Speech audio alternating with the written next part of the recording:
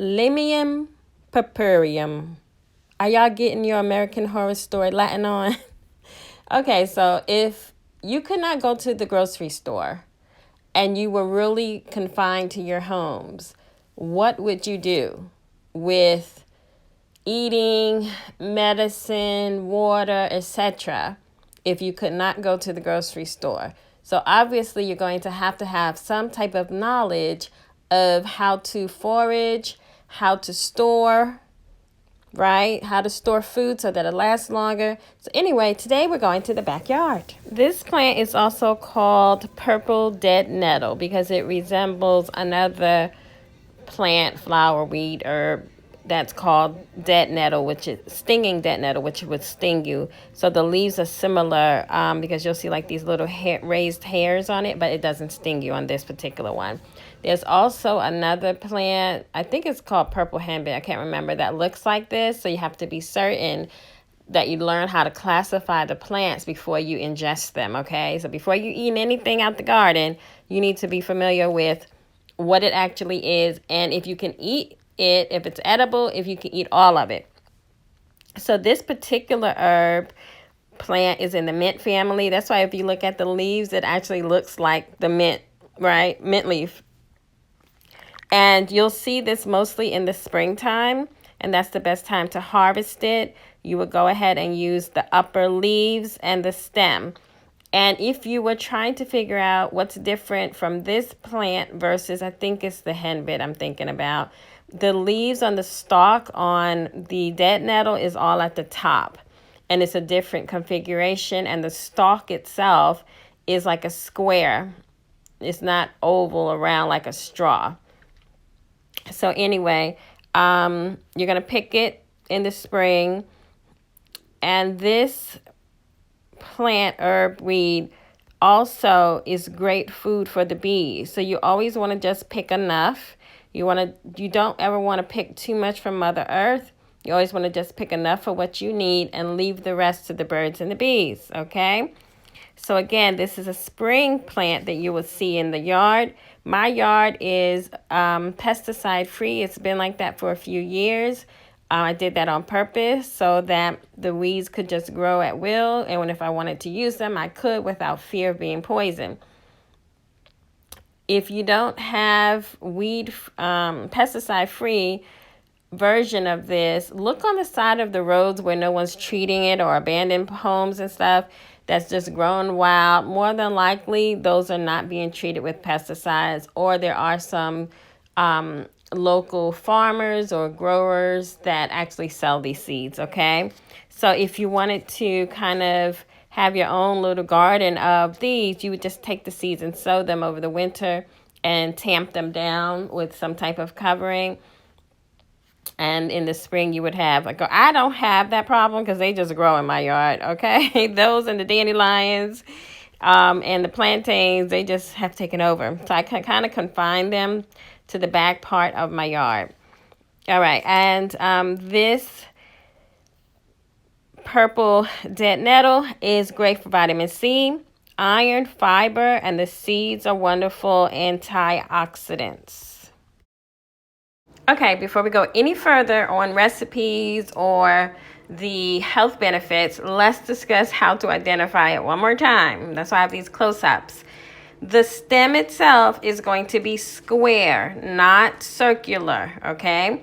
The leaves are going to be fuzzy. They will look like a little spade. They will have hairs on them. It will look like mint, okay? And then the leaf color is going to usually be purple, light purple. You might find a little bit of pink, all right? So you want to be careful when you are out looking for edible plants to make sure you are picking the right one. And they grow about, I think, 2 to 4 centimeters long, and you'll find them in clumps, okay? So now you can collect a little bit of this. You could dry it out and store it. Make sure you label it and keep it in a dark space in your home, like in the cabinet. And it can be used as a diuretic, which helps to induce passing of the urine. It's an anti-inflammatory plant. It's a diaphoretic, which makes you sweat. So if there was a case where you needed, maybe if you had a high fever and you need to make a heat pack or something, you could do that. It's an astringent, so it's great for the skin, but it's also great in case you had cuts and bruises, all right? And the list goes on and on. I encourage you to research for yourself. I'm not a doctor. I'm not an herbalist. I'm just someone that knows how to almost survive an apocalypse, all right? So what am I going to do with this little bit of purple dead nettles that I have gone ahead and picked out of my yard?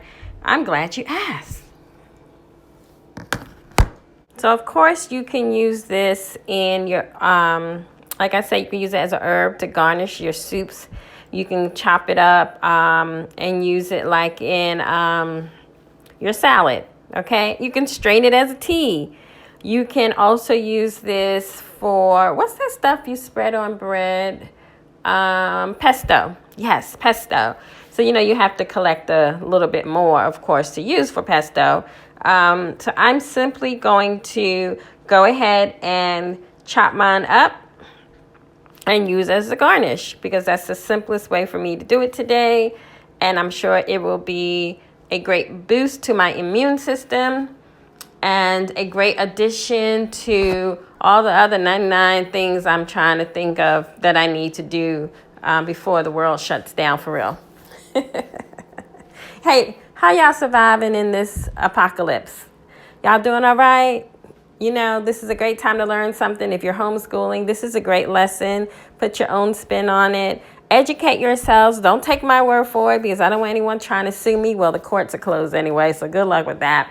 But seriously, educate yourselves. Go out.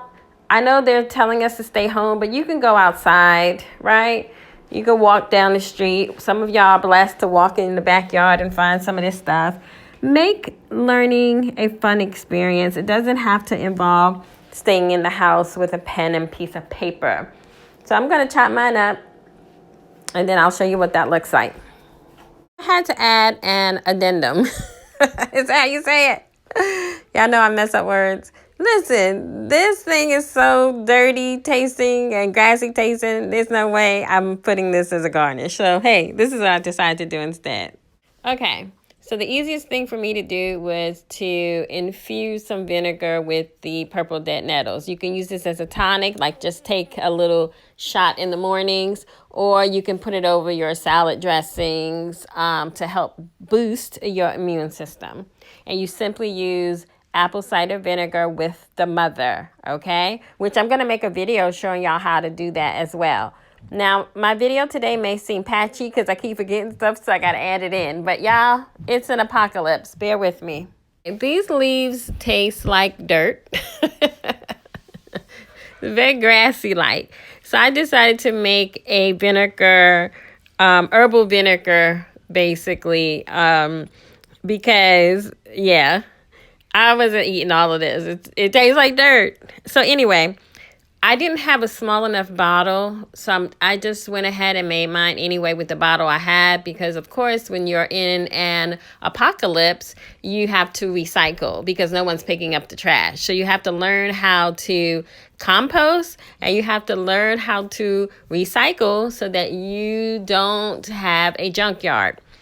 So anyway, I'm using this old bottle and I simply washed the plant off, okay? I chopped it up because you want to be able to extract as much of the nutrients as possible, and that's why we use the vinegar because it breaks down the minerals in these plants very well. And so you chop it up as fine as you can. You're going to place the plants or the herbs, and you can mix it up. I'm using the dead nettles, but you can make a herbal vinegar with a bunch of these plants that are edible, okay? So I wish I had a baby food jar because that would be the perfect size jar for the amount I had, because you want there to be enough of the plant or the herb in the jar so that it's not like compacted, so there's no movement, but you definitely want there to be enough for the vinegar to really absorb and get out as much or as many of the qualities as you want. But anyway, you gotta do what you gotta do. So you wash off the plants, chop them up, put them in the glass jar, of course, not plastic ever.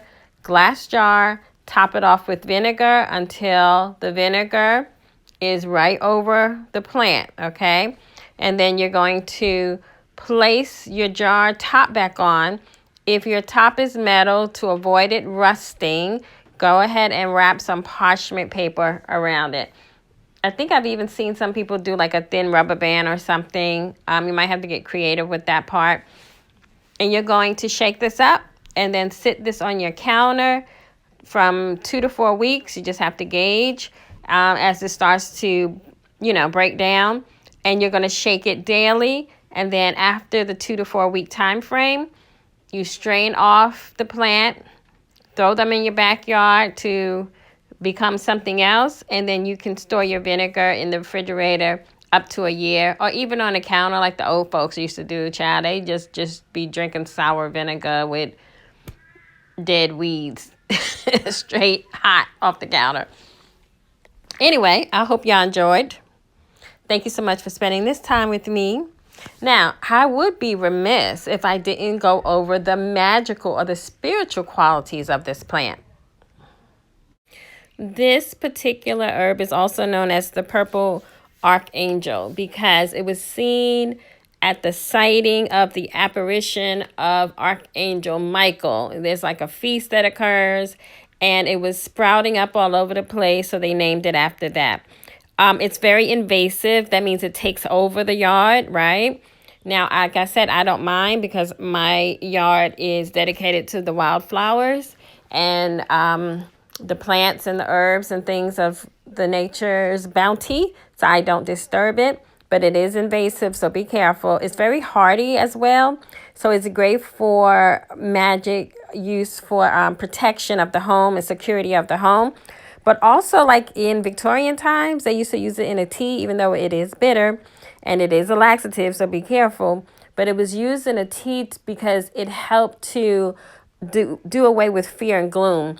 And what a wonderful time for it to be sprouting right now, because there's lots of fear and gloom all the way around the world. So it's good to be out in nature and trying to come outside of yourself, right? Come outside of your situation and what's going on.